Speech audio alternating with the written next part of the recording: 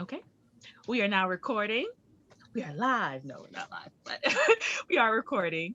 I just want to welcome everyone to the virtual Q&A of Carolina Corona. My name is Shannon Stokes, and I am the Programming and Exhibits Manager as of March 1, Programming and Exhibits Manager of the Arts Council. And we are so happy that you all are taking the time out your schedule to come visit and sit with us and chat. Um, so Carolina, her exhibit is in the Arboreal Gallery, which is located at the Milton Road Center for the Arts. And I am just going to read her her title, her title wall. So the exhibit will be up February 3rd through March 27th. So if you haven't seen it yet, there's still time to see it. Um, so Carolina Corona is passionate about nature and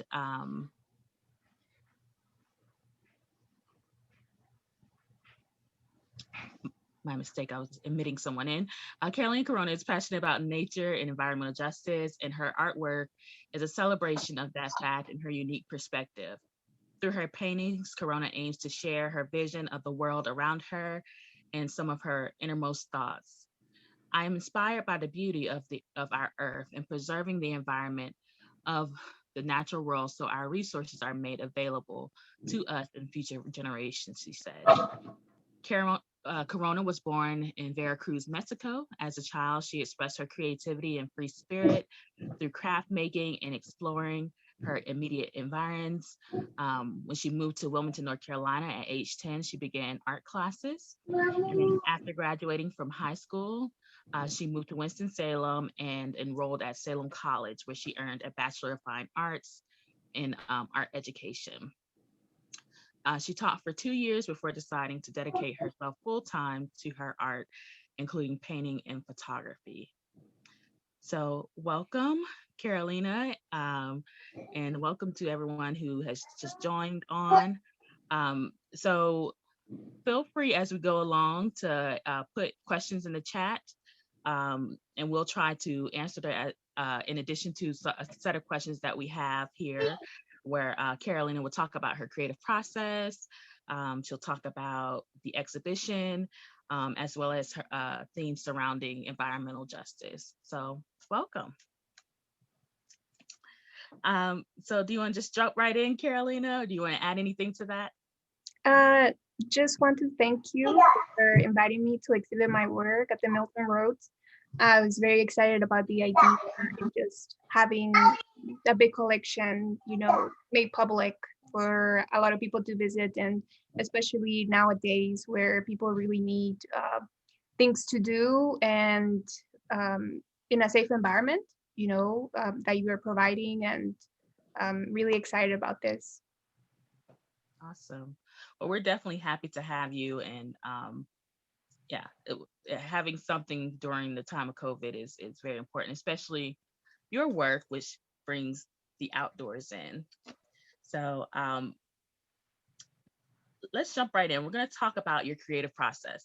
Tell me about how your passion for art began. Um,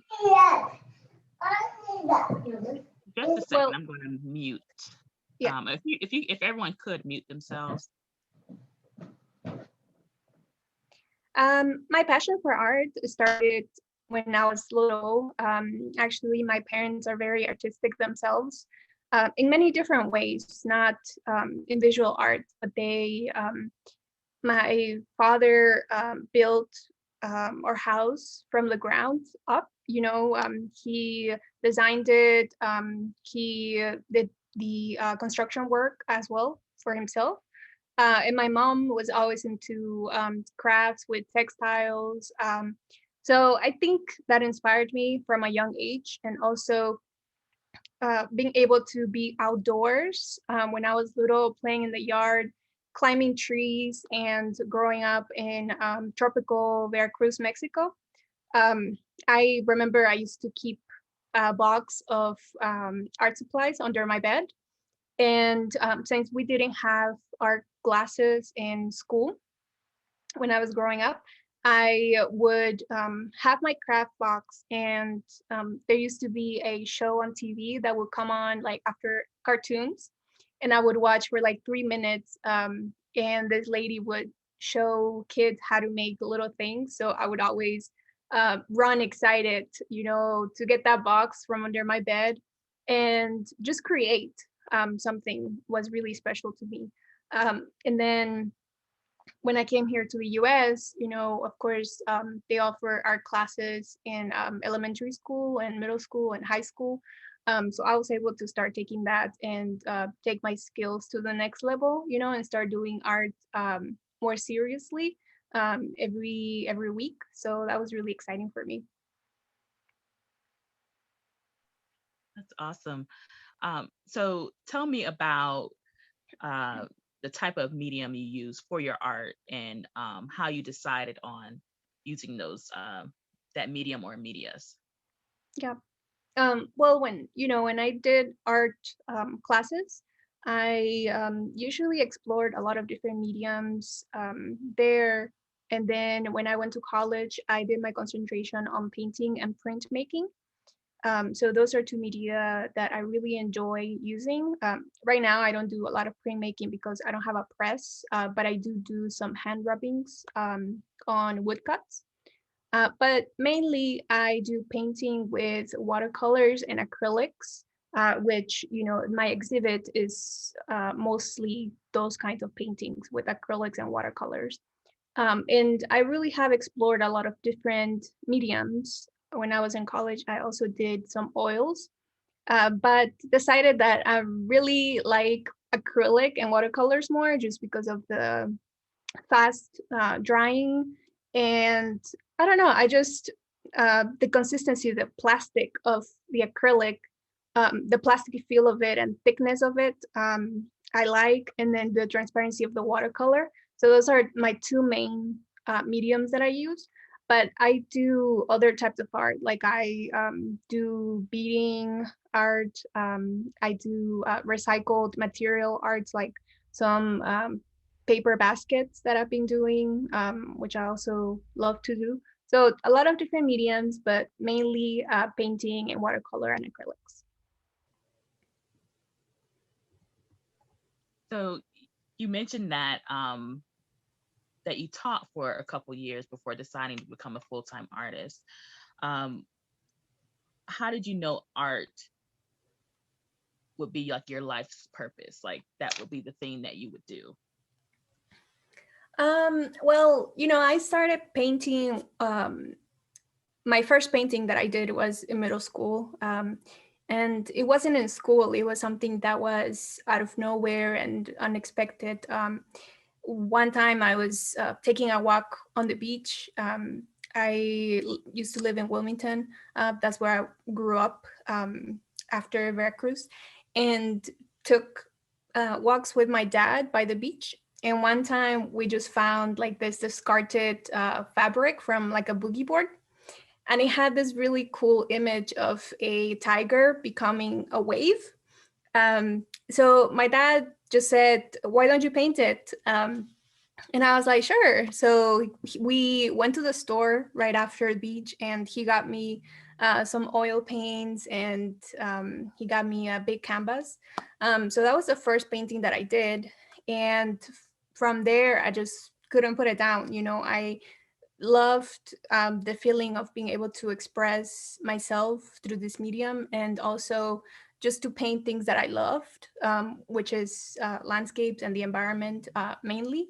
Um, and when I was in high school, I took all my art classes, and then I decided that I wanted to be an art teacher.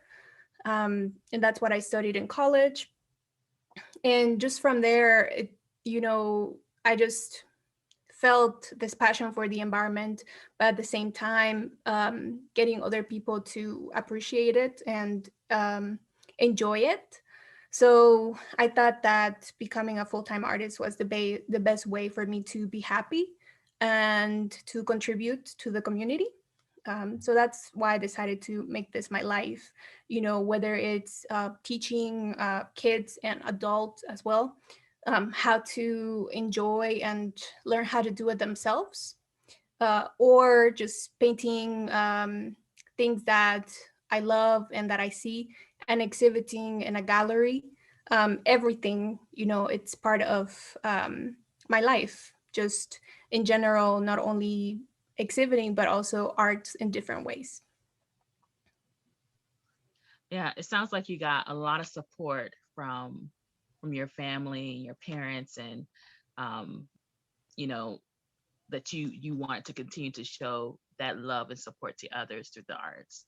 So that's really cool. Exactly.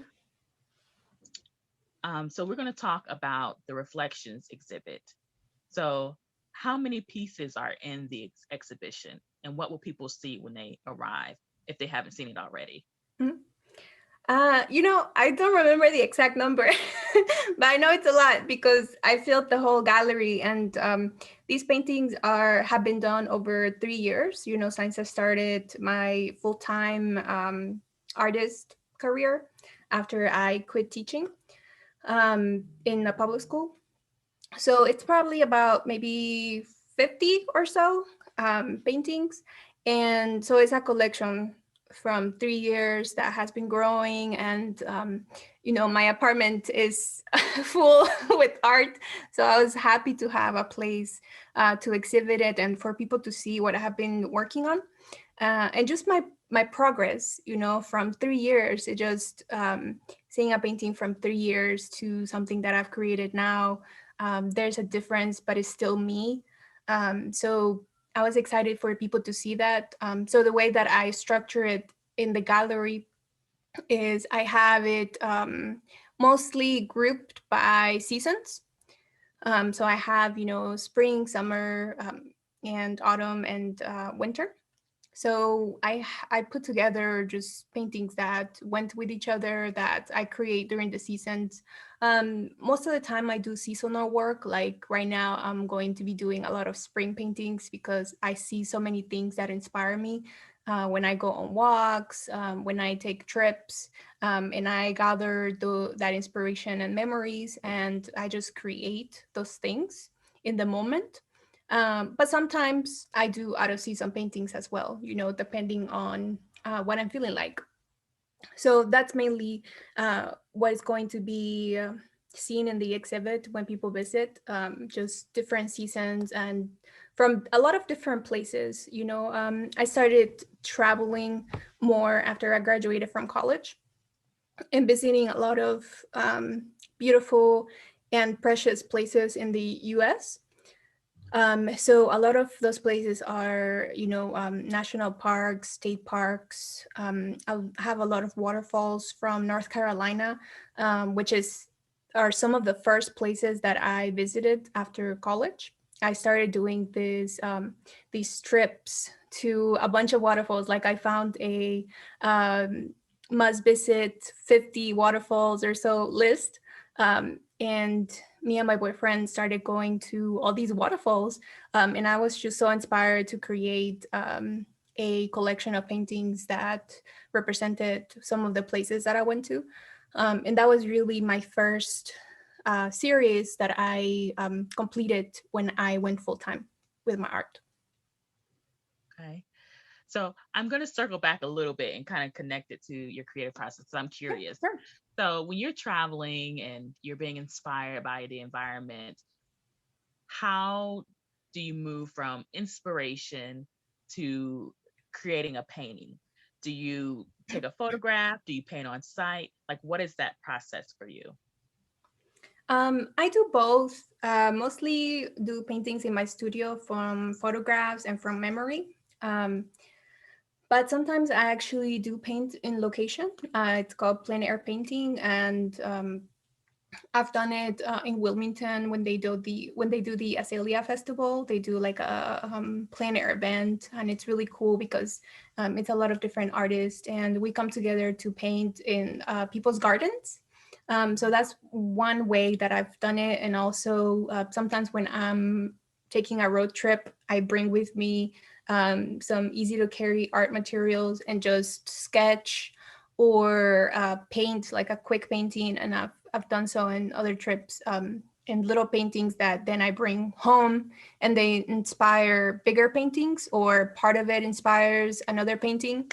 Um, and also take my camera with me everywhere, take pictures of everything. I have like millions of photos that I have from different trips of things, zoom in, zoom out. So just a lot of material that inspires me. Everything that I see, I want to remember. So either through photos or write down some notes. So everything I bring back with me home, and later when I'm, have this idea of a place that really stood out to me, or something that created a feeling in me when I was there, I want to paint it. So I go through my photos, through my notes, through sketches, and just through my memories, of when I was there and the experience that I had, and just put it on a canvas or on a piece of paper or anything really that's in front of me, mainly canvases, with paint. But that's pretty much my process. And I also do some different research. Sometimes I do images that are more from my imagination, like some of the archival prints that are included in the exhibit are more compositions that I created myself, where it's not a real place, but it's different things from different places. Like there's one archival print that I included that it's called Pisces, and it depicts this woman who is wearing like a beautiful lazy dress by the river, and she has this ornate base made out of clay, and the landscape there is a waterfall and a river and like some tropical areas. So that place isn't real. It's just something that I came up with from my inspiration from different waterfalls that I've seen, different tropical areas in the South that I've visited, vegetation that I love. Where I come from, in Veracruz, there's a lot of tropical vegetation. So I have those memories with me as well that are put into my paintings. That's wonderful. Um, so what do you hope people will take away when they see the exhibit? I'm hoping that people from a lot of different backgrounds come to see my exhibit. Not only people who love the outdoors, but other people that maybe haven't paid much attention to the outdoors. But I want all kinds of people to take something away. Explore, enjoy nature, appreciate it for what it is, but also learn to take care of it, because there's so many beautiful, amazing places. And I think a lot of people visit those places, but sometimes they may not necessarily know how to protect them, or that they even are in danger, of being destroyed, or um, even about the wildlife that is there as well. So partly is go out and explore, enjoy the peace that nature brings, and the inspiration that it brings, but also look at it in different ways, of how to preserve those places so that we can keep enjoying them, and other people that come to visit, or future generations even, to also enjoy those places when their time comes to be here. And I think that's a great segue into kind of our next set of questions, which talks about, um, environmental justice. And because a lot of the work that you do is nature scenes and landscapes. And so, how did you become involved with the environmental justice? Yeah. So, like I said, from when I was little, I really had an appreciation from nature. My mom used to grow a lot of plants in our house, and I used to climb this huge tree that was in our yard. It was called a nanche tree, and it it gives like little yellow fruit, which I love. And even the neighborhood kids would look at me up on the tree and would call me a monkey because, make fun of me that I was up there. But I just love being out there, just breathing the fresh air, seeing the world from a different perspective, being near birds. And I just love that feeling. And I really want to preserve it. So growing up, I always was near nature, near the beach in Wilmington. So I always had that appreciation of the places around me and plants, because of my parents, but also because of the way that I saw things around me. So I started doing more environmentalism work. I started volunteering with some local organizations. And that's why I love volunteering, because you get to know a lot of people and their perspectives as well. So I volunteered with the Sierra Club, with PLC, the Gateway Nature Preserve, PEA. So all of these are local organizations that people can reach out to, and learn more about how to conserve the environment, but also enjoy it, because there's a lot of enjoyment in nature.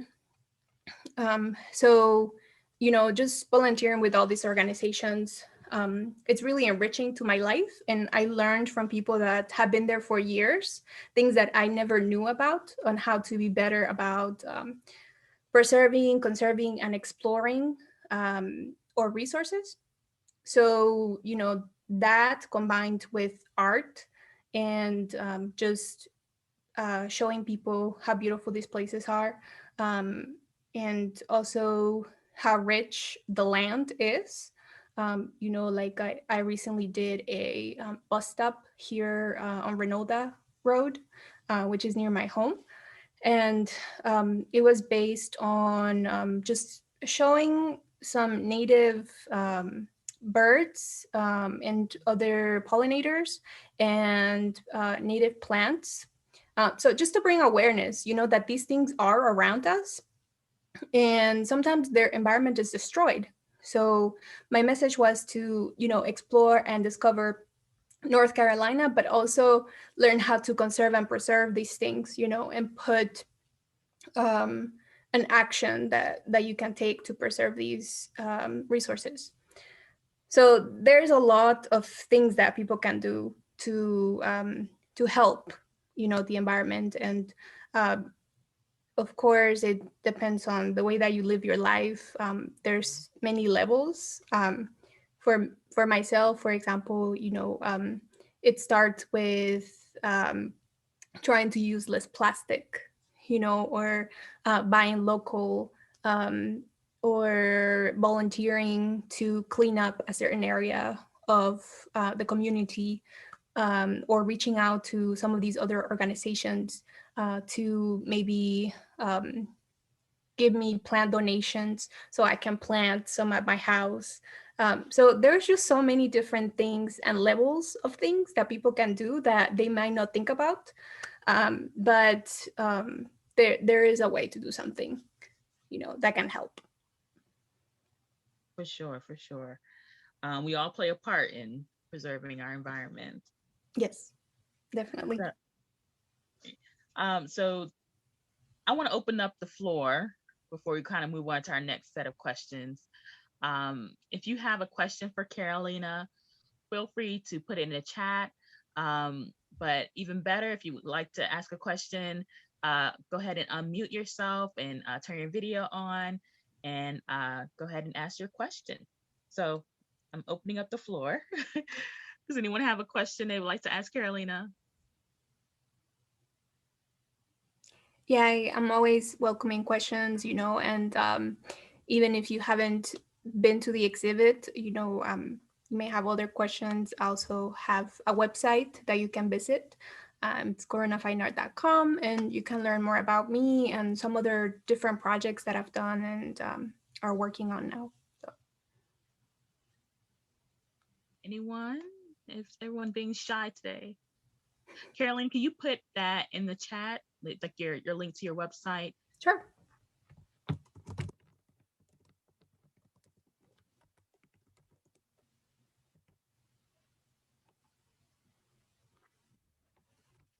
So Dara is asking, how has COVID affected you uh, as an individual artist? Um, well, it has been impactful because I obviously can't travel as much as I would like. I One of the things that I love about being a full-time artist is that I have time to go out and do a lot of traveling while at the same time doing work. So that's one of the things, I haven't been able to go outside a lot and travel and explore new places. So I've been trying to revisit some places that I have been to and get inspiration from that and renew those memories. Um, but also, another way that it has affected me is a lot of events have been canceled that I usually participate in and help me by making sales. So some of those events include the Azalea Festival that I was telling you about before. I usually participate in that on a yearly basis. Started 3 years ago.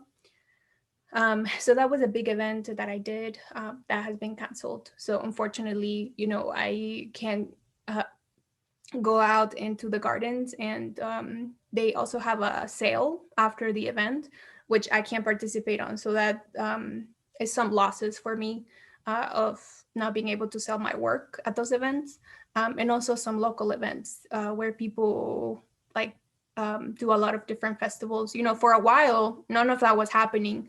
I think now more and more they're starting to get back to doing some of the events.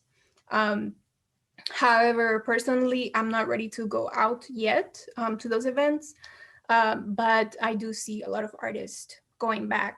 But for a whole year, that was for me, I haven't been able to do any events at all, or a lot of exhibits. This is the first big exhibit that I did since a year ago when I exhibited my work at the uh, Sidley Memorial Mental Health Association in Stokes County. And that was a big opening and made some sales there. But then for this whole year, until now, I haven't been able to do an exhibit like that. So very fortunate that things are starting to pick back up.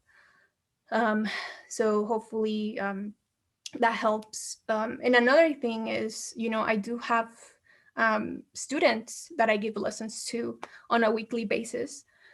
So when we started um, having problems with COVID, I wasn't able to meet with them anymore. So I had to figure out a way that I could still stay connected to them and give them lessons. And I lost a couple of them, because they didn't like being on video or on Zoom. So unfortunately, a lot also lost clients that way. Um, some of them did stay with me, so I was really lucky that they were willing to be flexible for now, and I'm able to still teach them and be able to talk to them and see how they're growing with their art. So in a way, I lost some, but I was able to maintain some relationships and students that way, which was really lucky for me. I know other artists haven't had, that opportunity. So I've been lucky to do that. Thank you, Carolina. Mhm. I know oftentimes the idea of being a full-time artist is glamorized, like we all kind of want to get to that point. Um, and I think this kind of falls along the line with the question that was just asked in the chat. What are some of the obstacles and challenges you had to overcome to be a full-time artist? I mean, obviously, COVID is a huge challenge for individual artists in itself, but like prior to and getting to a place where you're able to get to be full-time and make an income to be a full-time artist, like what were some of the challenges and things you had to overcome to get to that level? It's still overcoming. I'm still growing. It's not, you're right, like it's people glamorize that aspect of being an artist, of like, oh, you're a full-time artist, you must be making a lot of money and stuff like that. And it's just it's been such a big learning process for me because not only am I having to do my paintings and other things about my business, but also having to learn to do all these different things that people get paid to do, and I have no background education for those things. For example, marketing, business management, and installing my exhibits. So all these things that I have to learn how to do, that I had never done before when I first started my business. Um, and I'm still learning on how to do those things better to make my business grow. Um, but at first I was living off of my savings, because I'm a really good saver. I save my money really well. I do really well in finances. So that was a plus for me. And then probably it wasn't until my second year, so a year and a half ago or so, when I started making a little bit. And then the next year it increased. So I'm seeing an increase, which is really good for my business. It shows that my hard work and learning has paid off. But it's a very slow process. I still have to supplement my income by doing other things. Um, and I was trying to find a part-time job to do something with a local organization that focuses on environmentalism, because that's something else that I love, and wanted to find work to supplement my artist income. And recently I was lucky to do that. So, that's also helping me having that part-time with a local organization. And at the same time doing both things that I love, helping the community, spreading the word about environmentalism, and at the same time still doing my artwork and having exhibits and doing lessons. So I'm doing a lot of different things, and it's challenging, but I love it. Yeah. That's great. I think what you said is important, because I feel like when people say I'm a full-time artist, they think I just stay in my studio all the time. But it essentially you are doing that. But I mean, it's a business, and sometimes your business have different arms, to create income under the umbrella of, you know, Carolina Corona or me as the individual artist. Yes, So definitely. So it has been really helpful to think about this as a business, because in just all the books that I read, that's the main thing that artists who are trying to be full time make a mistake by not treating it as a business. And it is, because this is my livelihood, it's what I do for a living, it's not a hobby. So I definitely have to be wise about how to go about certain things. awesome. So Dell asks, what has been the best way for you to sell your art online, galleries, or your studio? And then Dara asked another question about how we as the community can support individual artists better. Yeah, great questions. So the best way that I have sold my art has been um, really online and in face-to-face interactions. Usually, I don't.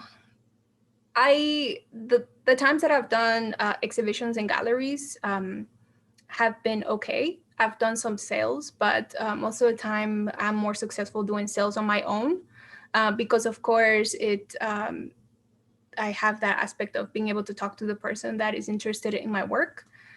And also I get to keep 100% of the earnings. So it has worked better for me to do it that way. But I'm always thankful to have, some exhibits in galleries as well, because I meet some wonderful people through there as well. I don't usually sell things from my studio, because right now it's a home studio. Hopefully in the future it won't be. I'll be able to bring in visitors to see my work there. And I have brought some people into my home to see some paintings that they were interested in, but it has mostly been online. And I've been working really hard to create an online presence. in different ways, mainly on Facebook, because it allows me to get to know people better that way. But I've also created a YouTube channel where I share my artwork, about my process.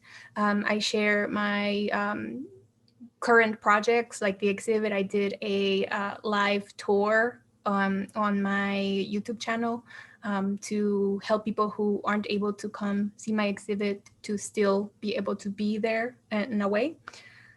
So just connecting with people is the best way that I do sales. And then how do I think that a community can support individual artists better? Um, I think that there's a lot of ways that the community can support artists, but mainly to bring in more diversity of the type of artists that you know that you help as a community. Um, do I think as a full-time artist, I think of not only being able to exhibit my work, but also help me make some sales, which is, what I live off of.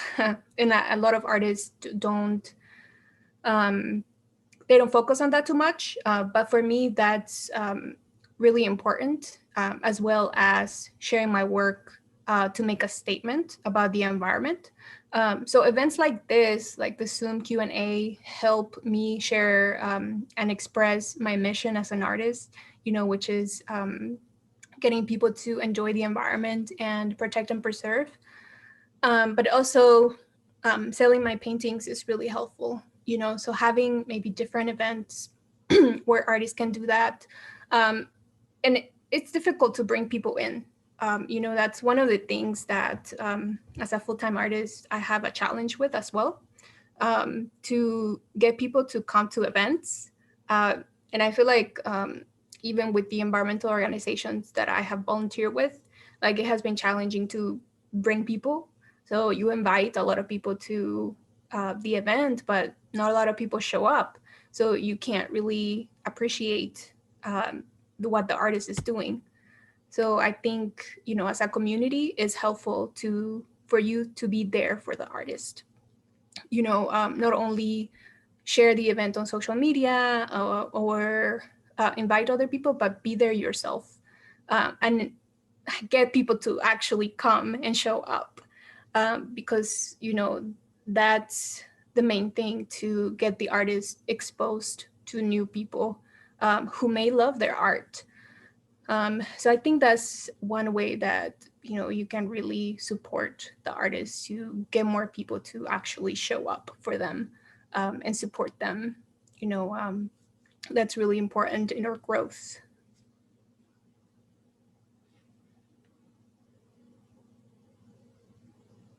How do you price your work? And I don't think that's a stupid question. I work with a lot of different artists, and I always get that question about how do you price your work, Yeah, especially if it's a piece that takes a lot of your time. We would love to hear your feedback on how you price your work. definitely. Well, that's a difficult thing to come up with. It's the price of your work, because it's different for every artist. And for myself, I had to do a lot of research on what other artists were doing. Artists that have similar experience to mine, same level of experience and years that they have been active. So I did a lot of research on that, and also took into consideration how long it takes me to paint something, the cost of the materials that I had to buy, and also just my level of experience, like how many paintings I've sold in the past for that price. Like if I've sold a painting for that price before and that size, then that works. It's a good price. So it's a reference for me for future paintings that are similar to that. So a lot of that research, experience level, how long it takes me, the materials, and all of that I take into consideration on how to price my work. Great, thank you, Carolina. Do we have any other questions before we start to wrap up here? The questions just started flowing in, and they're great. Yeah, really good questions. There's no stupid question. You know, I am open to anybody. To if I can answer it, I will.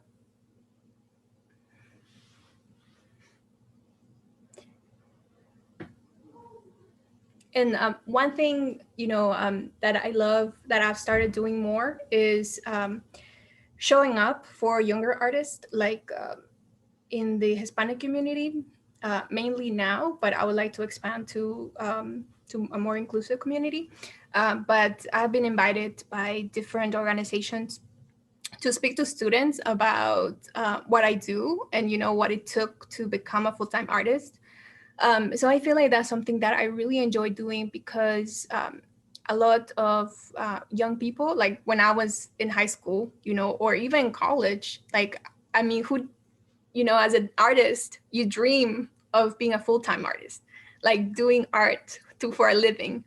Um, and I want to share that it is possible with those young people, you know, like if you have a dream, like that's something that you work hard to achieve.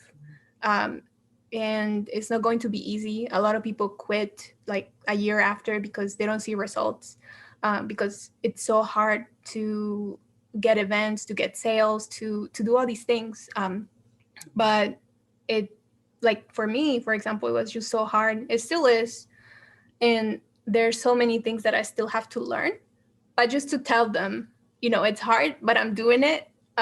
It's such a blessing for me to be able to do that, and I really hope that I can continue to do that. You know, as part of my mission as an artist, to share my experience. And we have one more question here from Dell. Can you see that, Carolina? Yeah. So, Okay. how do you know what your work is, that your work is known enough to begin raising your pricing? Um, I guess the more sales I make, the more my art is worth. So, you know, last year I made a lot of different sales. So I had to raise the price of some of my paintings that were selling really well. Um, like I started doing some portraiture, uh, and I got a lot of commissions. So of course, naturally, I had to raise my prices because they were in high demand. So you know, it just depends on the number that sells and what people like, that I start raising my prices.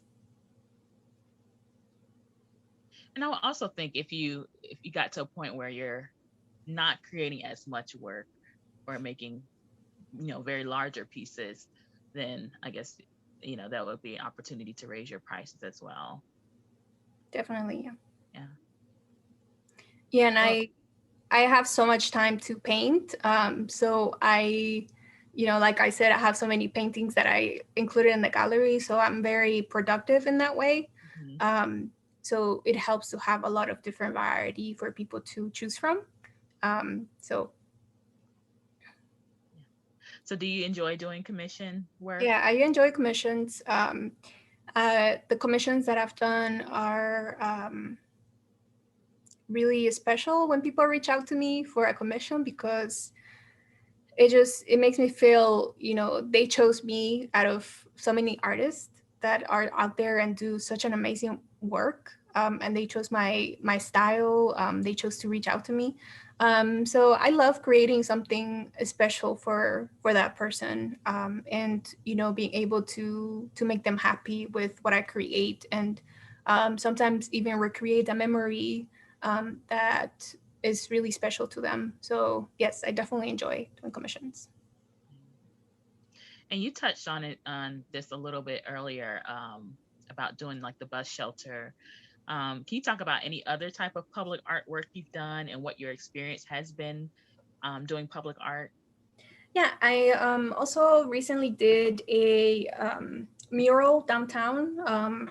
It was in the Arts Park on Liberty Street, Liberty and 7th. It's part of the Red Dog Gallery. There's an arts park in front of that gallery, and they have a wall of murals, and each individual artist has a space. So I had a space for a mural there, and I painted a hummingbird. And for this project, I was able to do anything that I wanted. So I chose to do the hummingbird because it just, from here, from my balcony, I see them all the time. So at that particular moment, it was around spring and summertime. So they were, buzzing all around. So I got inspired by them, and I just wanted to create something cheerful and happy that people around the park could enjoy, and also to appreciate the beauty of this beautiful the bird, which is so colorful, and bring in a little bit of my culture too at the same time, which is really colorful. I was thinking about some of the Mexican traditions that I celebrate, and just the beautiful costumes that are colorful, bright.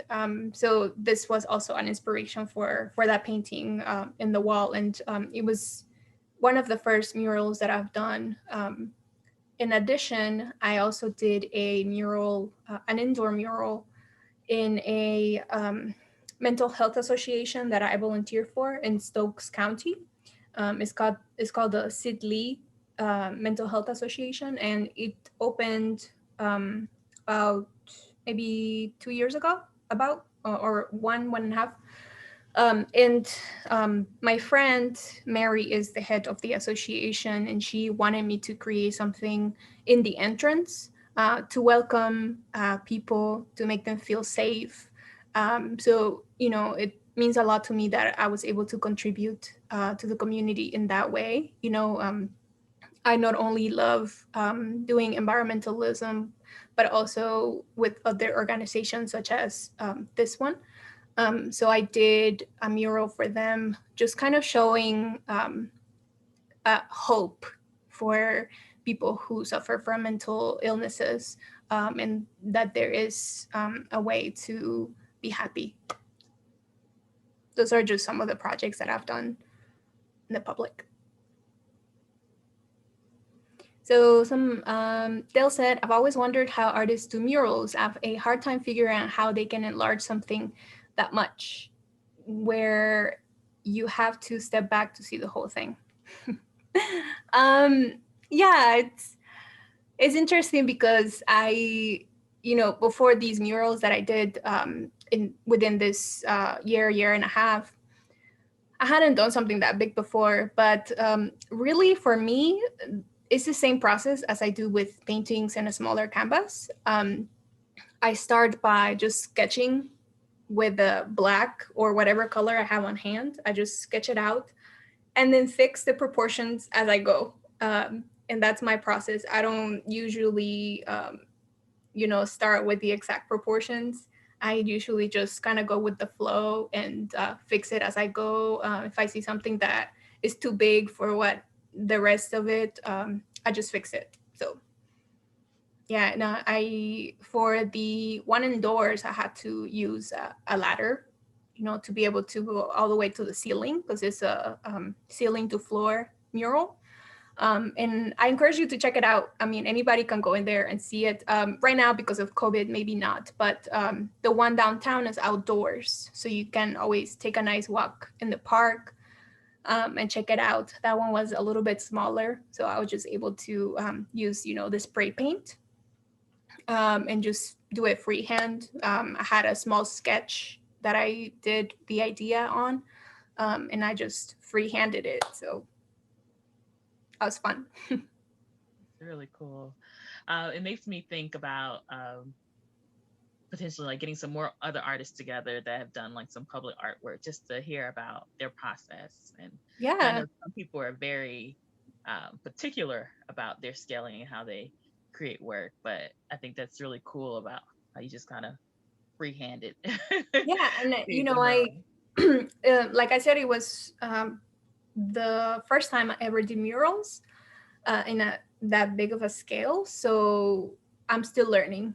You know, it's another thing that maybe I just do that because I don't know any other better way to do it. But there is a better way, which, you know, I'm not aware of because I haven't done this for years like other artists have done. You know, sometimes I look at murals and I'm just in awe, you know, because they're so perfect. And I think more graphic in a way than a painting. So I think my murals reflect the painter that I am, you know, versus more of a graphic artist who has stencils and everything is the right size, perfect, clean edges. For me, it's more of like soft edges, you know, freehand. So that it's reflected, you know, in everything that I do, that I paint more than do graphic work.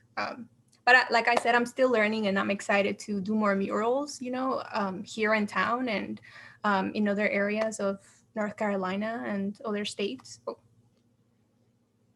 Awesome. So, in conclusion, what have you found to be your greatest reward to being an artist? mm, my greatest reward has been um, just having time to feel free. Um, I feel like in our daily lives, we feel restricted one way or another by society, especially if you're a minority.